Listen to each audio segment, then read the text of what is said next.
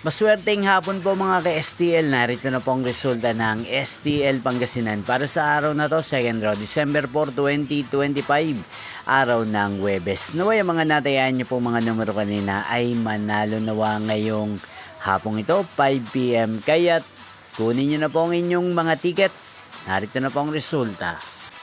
Ang mga numerong nanalo sa STL Pangasinan ngayong hapong ito, December 4, 2025, 5 PM. Second row result, 3 at 16. In exact order. Again, 3 at 16.